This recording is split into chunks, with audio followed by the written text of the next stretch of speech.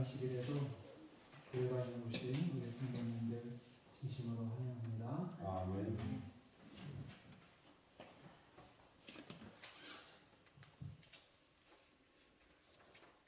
오늘은 성경에 예수님께서 무화과나무와 관련된 교훈을 주신 그런 내용들을 살펴보시면서 말씀으로 은혜 나누기를 원합니다.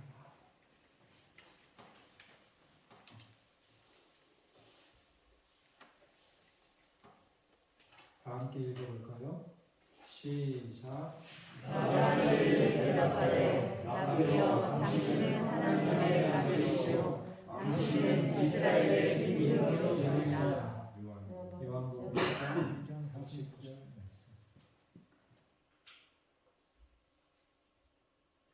하나님 나다나엘이 예수님께 나와서 고백을 한 내용입니다. 하나님의 아들이시오.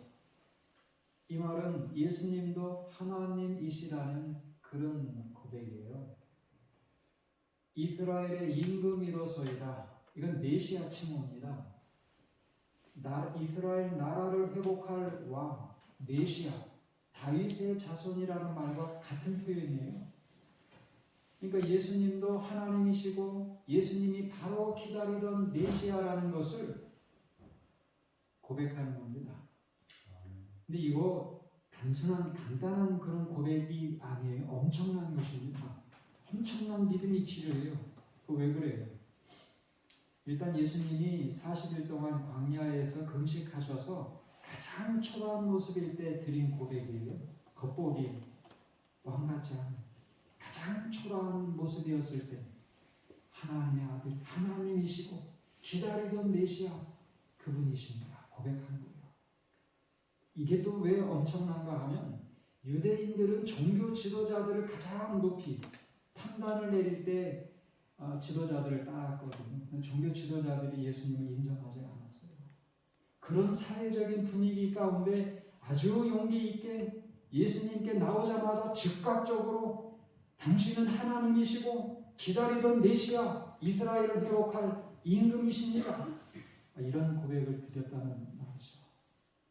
지도자들도 우리 지도자들도 그러지 않는데 용감하게 즉각적으로 무조건적으로 고백을 드렸어요. 대단합니다. 나다니엘이 이렇게 믿음을 갖게 된 근거가 뭘까요? 그 근거, 우리도 이런 근거가 있어야죠. 절대적인 믿음을 가질 때. 단 두 마디. 예수님의 단 두 마디 나눈 대화 때문에 그런 믿음을 고백할 수 있었어요. 다 함께 읽어보겠습니다. 제가 말씀을 간단하게 드리지만 주무시는 틈을 드리지 않는 거예요. 다 같이 제가 지난번 설교는 긴장하면서 들었어요. 긴장하면서 한 20분 내내 사모님에게 좋은 일 하셨으면 개인적으로 그치셔야 되는데 그걸 발표하셨어요. 긴장이 되더라고요. 일주일 내내 밥을 얻어 먹을 때마다 그 생각이 자꾸 나요. 11만 1,000원 송구 이런 얘기는 설교자들이 단위에서 하시면 안 돼요. 긴장하면서 설교를 들었습니다. 긴장하세요. 네. 저는 긴장하실 만한 말씀 안 드려요. 잘해준 게 없어. 우리 장로님들 다 어깨 펴시고 저를 보시고 저는 이 얘기하면 안 돼요. 꽃도 한번 이렇게 제대로 힘을 내시길 바랍니다. 너무 이런 데 익숙해질까봐 제가 함부로 못 드려요. 그런 마음도 이해를 좀 해주시면 좋겠어요. 한 번 주면 또 받을 걸 기대하고 거기에 익숙해 이럴까.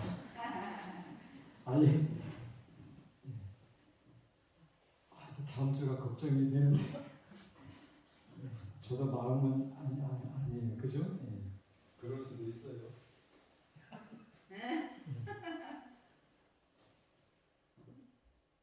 저를 이해해 주시는 거죠? 네.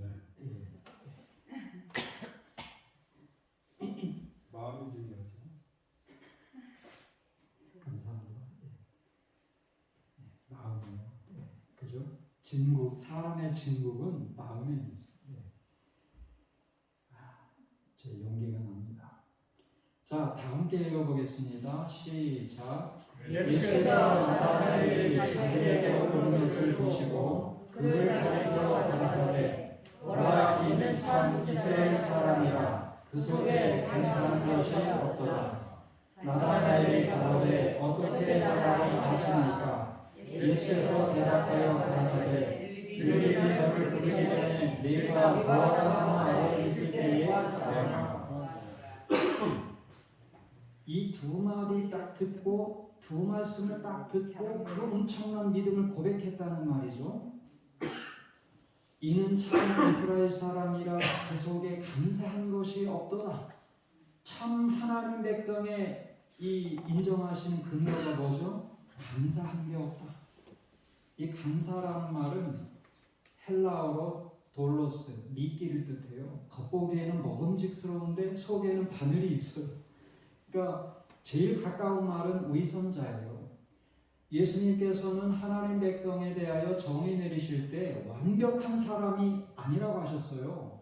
그냥 겉과 속이 동일하게 하나님을 진실하게 믿기 원하는 그 마음을 보시고 하나님 백성이다. 참 하나님 이스라엘 사람이다. 이렇게 말씀하셨어요.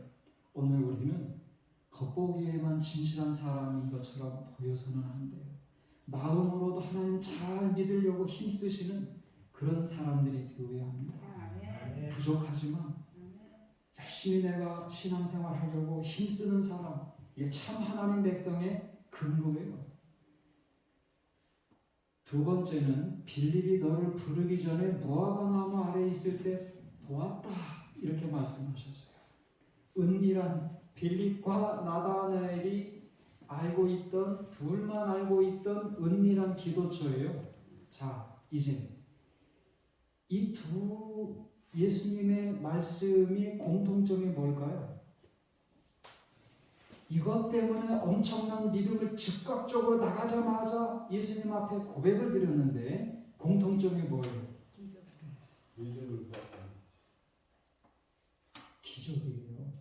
기적. 이 두 말은 보통 사람이 할 수 있는 말이 아니에요. 기적이에요. 그걸 나다나엘이 알아봤어요. 이건 기적이다. 사람이 할 수 있는 말이 아닌 거를 나다나엘이 즉각적으로 알아차렸어요. 왜요? 참 이스라엘 사람이라 속에, 마음속에 감사한 게 없다. 지금 뭐 하신 거예요? 사람의 마음을 읽으신 거예요. 사람의 마음을 읽으실 수 있는 분은 하나님밖에 없어요.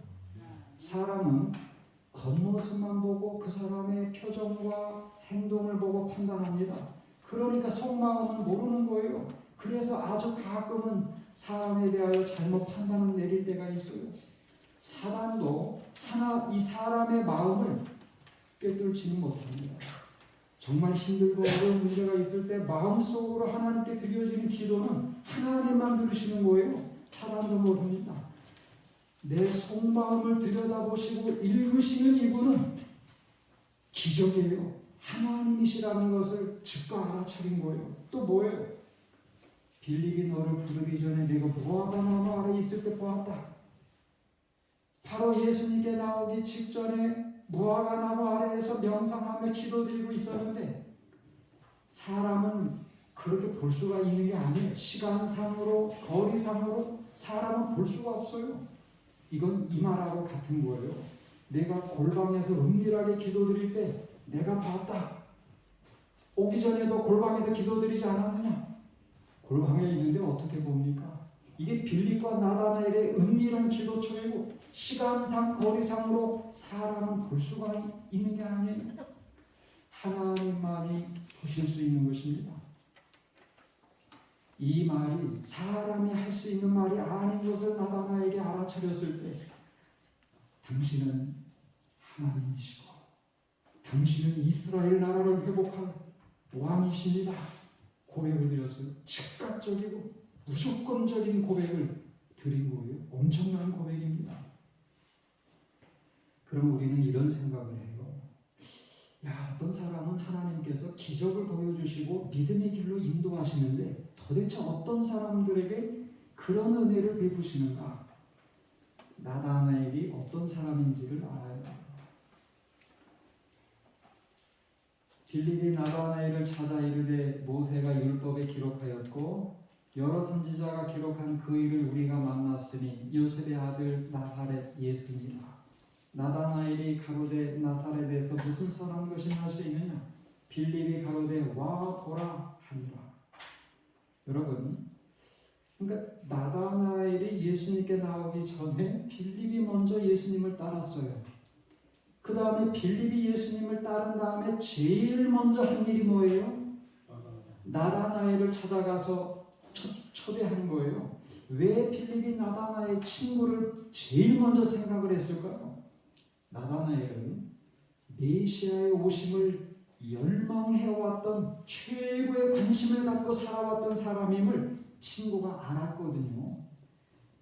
관심이에요. 생애에 예수님의 메시아의 오심에 대하여 열망하면서 고대하면서 간절한 마음으로 예언을 연구하면서 기도하면서 관심을 갖고 기다렸던 사람인 걸 알았거든요. 제일 먼저 예수님을 따르게 된 다음에 한 일이 바로 나다나엘을 인도한 것입니다. 그래서 그런데 우리가 나다나엘도 사실은 예수님 앞에 나오기 전에 예수님을 봤어요.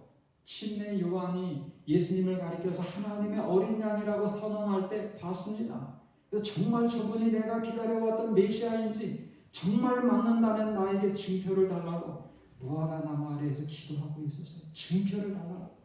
근데 빌립을 딱 보내시고 예수님 앞으로 인도하시고 기적을 체험하게 하셨어요. 증표를 주신 거예요. 그래서 이분이 바로 하나님이시고 기다렸던 메시아라는 사실을 즉각적으로 고백을 한 것입니다. 하나님은 이런 사람을 믿음의 길로 인도하세요. 뭐예요? 관심. 최고의 관심을 하나님께 두는 사람.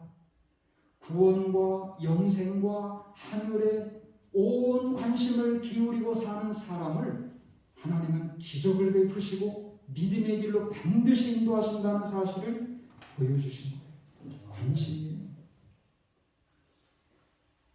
제가 증언보감 1권 두 번째 장 제목이 뭔지 기억하세요?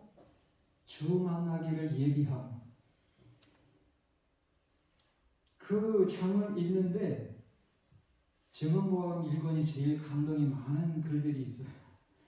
근데 그 글을 읽는데 주 만나기를 예비함에서 가장 중요한 핵심 교훈이 뭘까? 생각을 하면서 보는데 제일 많이 반복되는 단어가 눈에 띄었어요. 그게 뭘까요? 관심.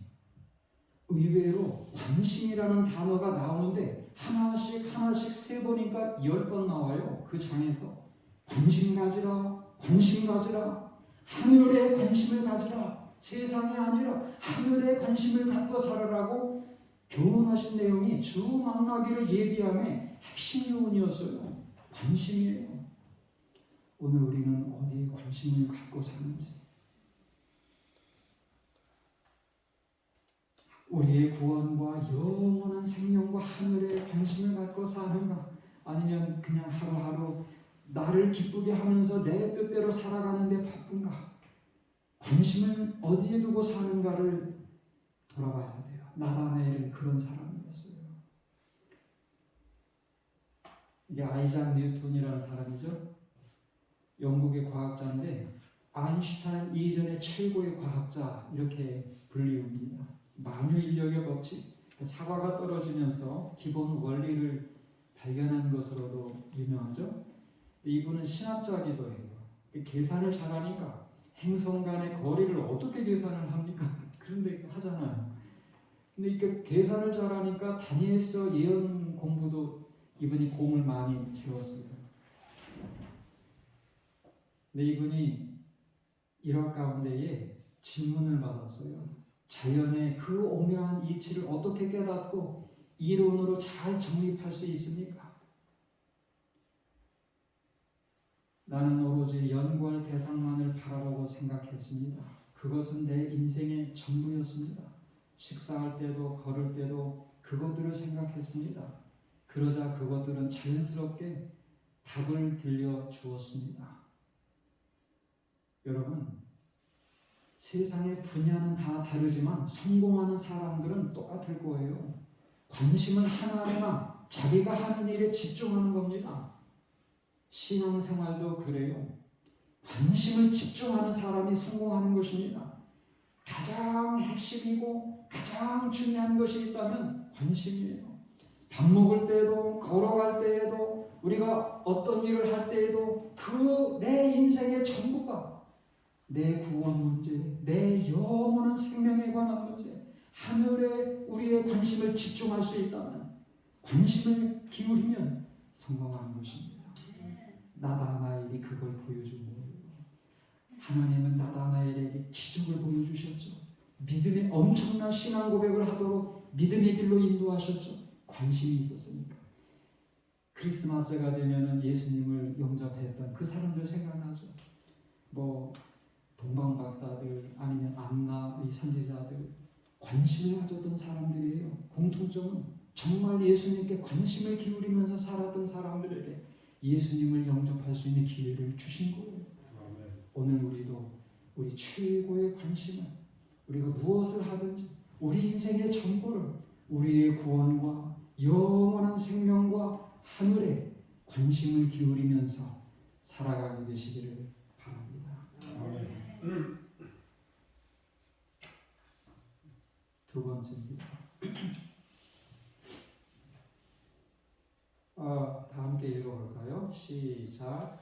저희가 아침에 지나갈 때에 무화과 나무가 뿌리부터 마른 것을 보고 베드로가 생각이 나서 여쭤오되 라비여 보소서 저주하신 무화과 나무가 말랐나이다. 예수께서 대답하여 저희에게 이르시되 하나님을 믿으라. 내가 진실로 너희에게 이르노니 누구든지 이 산더러 들리어 바다에 던지우라 하며 그 말하는 것이 이룰 줄 알고 마음에 의심치 아니하면 그대로 되리라.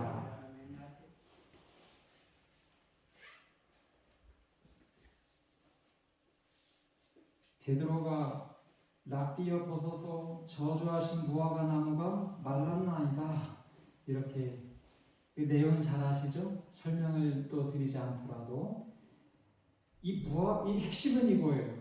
이 무화과 나무가 말라 죽은 게 자연스러운 일이었던가 아니면 기적이었던가? 여러분 어떻게 생각하세요? 기적이에요. 여러분 그 전날만 해도 잎이 그렇게 무성하던 나무가 하루 만에 말라 죽은 것은 자연스러운 일이 아닙니다. 기적이에요. 그리고 베드로는 비교적 자세하게 봤고 마가도 그거를 기록을 했어요. 뿌리부터 마른 것을 보고 사실은 말라 죽을 때는 대개 이파리나 이 가지의 끝부터 말라드는 게 자연스러운 것입니다. 뿌리부터 말랐다는 것을 표현한 것을 강조했어요. 뿌리부터 마른 것을 보고 기적입니다. 예수님은 이 기적을 통하여 우리에게 아주 소중한 교훈을 주시려고 하셨어요. 의도하셨어요. 그런데 제자들은 마음이 어디가 있어요? 기적에 가 있는 거예요. 교훈보다는 기적에 가 있어요. 기적이 일어났어요. 하루아침에 어떻게 이 무화과 나무가 말라 죽을 수 있습니까? 기적이에요. 기적에 관심이 있었기 때문에 거기에 대해서 부연성을 하나 덧붙이셨어요. 믿음으로 기도드리면 무화과 나무가 말라 죽은 것뿐만 아니라 산더러 바다로 던지우라 하면 그대로 될 거라고 말씀하셨어요. 믿음의 기도를 드리도록 누구나 이 하나님의 기적을 체험할 수 있다고 말씀하셨어요. 산을 옮긴다라기보다는 우리의 삶에 만나는 여러 가지 장애물들이 있잖아요. 하나님께 기도드리면 그 어려움들을 해결해 나갈 수 있다는 것을 교훈해 주시는 것입니다. 때로는 우리가 순탄한 삶을 산다 할지라도 주변에는 어려운 이 산을 만나는 장애물을 만나는 분들이 계시잖아요. 성도들 가운데, 친척 가운데, 주변 사람들 가운데 어려운 문제가 있는 보시잖아요.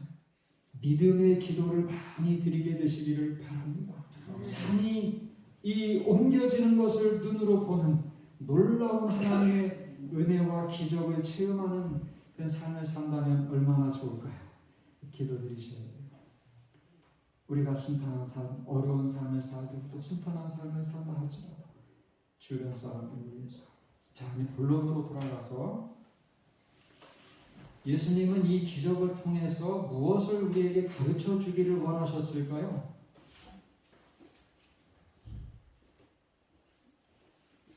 여기 12절, 13절은 예수님이 배고프셔서 마침 잎이 무성한 무화과 나무를 보셨고 열매를 기대하셨는데 열매가 없었고 그래서 14절 말씀을 하셨어요.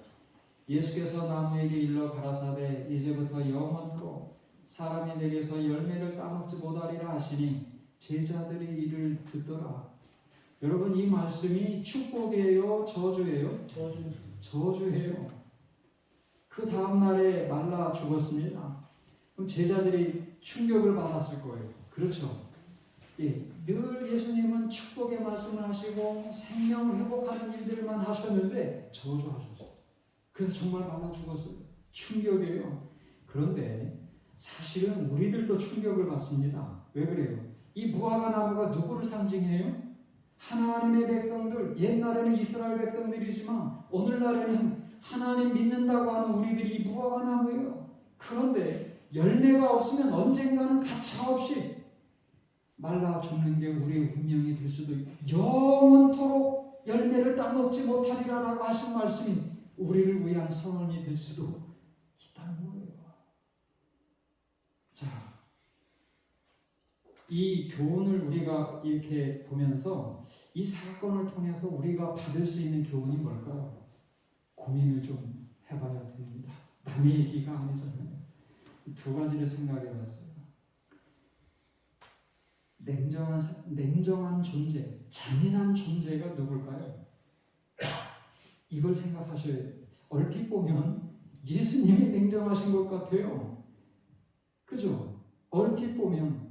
왜요? 말라 죽도록 저주하신 분도 예수님이고 하나님의 이스라엘 백성들이 열매가 없다고 냉정하게 심판하시는 것 같고 예수님이 냉정하신 것 같아요. 그런데 사실은 깊이 생각을 해보면 하나님은 정말 열매 맺는 나무가 되도록 온갖 노력을 다 하셨다는 것을 우리가 역사를 통해서 알 수 있습니다.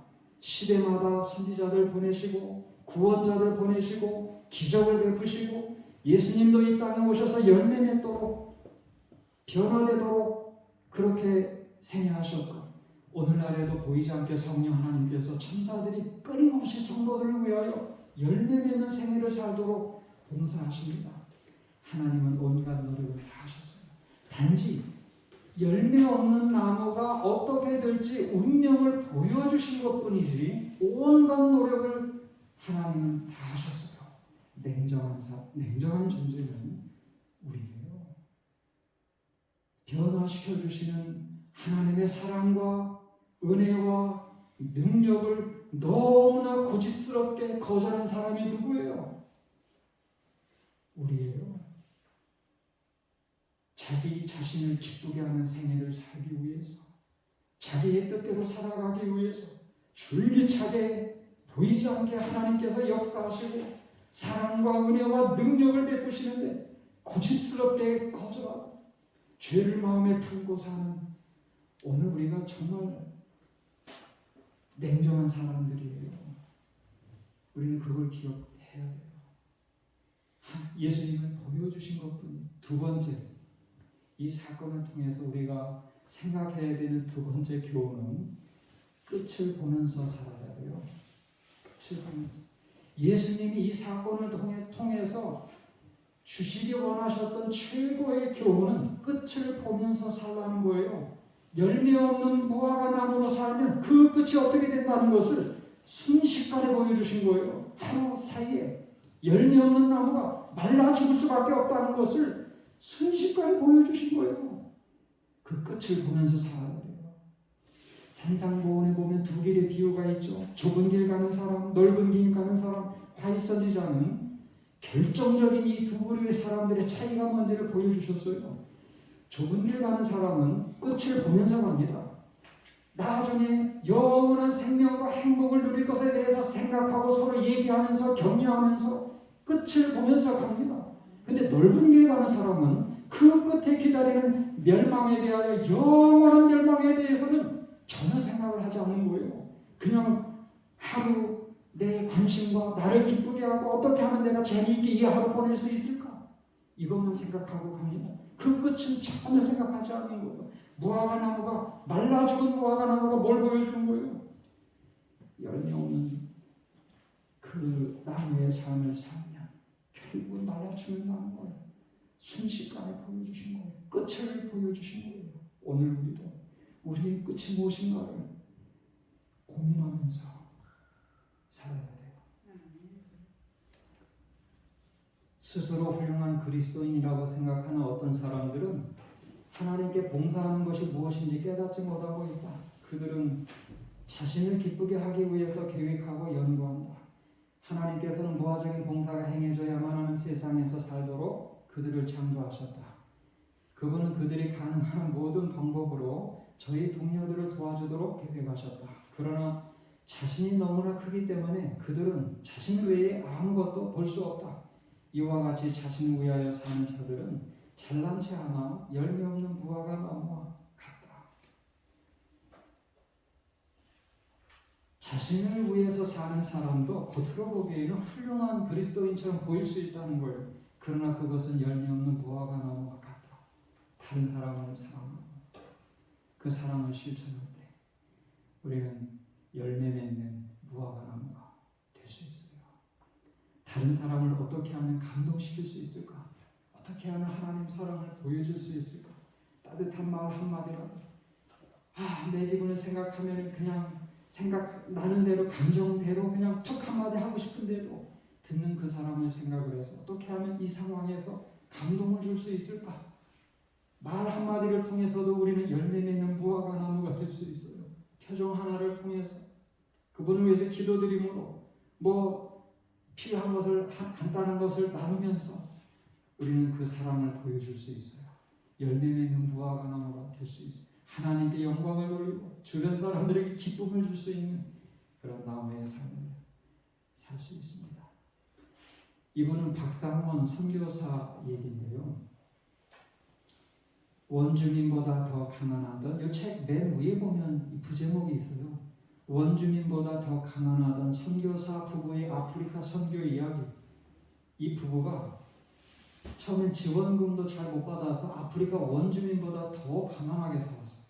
근데 엄청난 일들을 이루셨어요. 37년 동안 8개 나라, 아프리카 8개 나라에서 700여 교회를 개척했고 초등학교, 중고등학교, 대학교, 의대, 병원, 고아원 엄청난 일들을 두 부부가 했어요. 가난했는데 기도하면서 후원금 이렇게 성도들에게 받아서 큰 일을 했어요. 하나님 살리시든지 데려가든지 하세요. 이분이 처음에 적응할 때 책 제목이 그건데 그 황달과 말라리아에 동시에 걸렸어요. 하나만 걸려도 참 힘든데 두 가지를 걸렸어요. 병원에서 의사에게 살기 어려울 거라고 이런 진단도 받았어요. 여러분 열대 풍토병 걸려본 사람만 알아요. 이 독감하고는 차원이 다릅니다. 죽을 것 같아요. 저도 한 번, 집사람도 한 번 이렇게 걸렸었는데 이게 거의 죽을 것 같다라는 생각이 들 정도입니다. 근데 이분은 그걸 동시에 두 개가 된 거예요. 어차피 아파서 죽을 거 기도하면서 죽어야 되겠다 했는데 기도드리는 것 가운데에 하나님의 음성을 들어요. 여러분 이런 거 경험해 보셨어요? 경험해본 분, 귀로 듣지는 못하는데 마음으로는 하나님의 음성을 들을 때가 있어요. 이분도 그런 체험을 하셨어요. 사랑하는 내 딸아, 내가 너를 아프리카로 불렀다. 내가 너를 사용할 것이다. 그러나 내가 거듭나야 하겠다.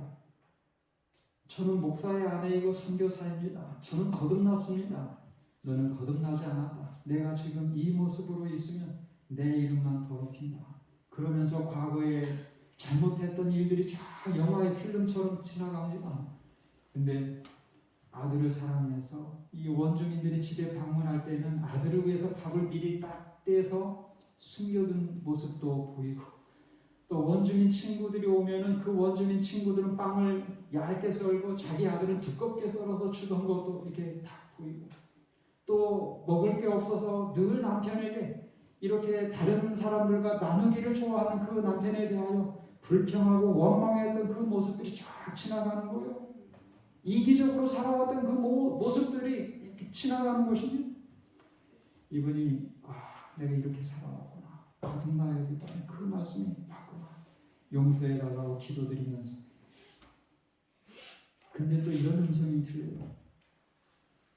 너는 내 아들을 사랑해서 밥을 감추고 빵을 두껍게 먹였지만 나는 너를 사랑하고 내 아들을 사랑해서 내가 사랑하는 아들을 십자가에 달았다. 이 음성을 들었어요.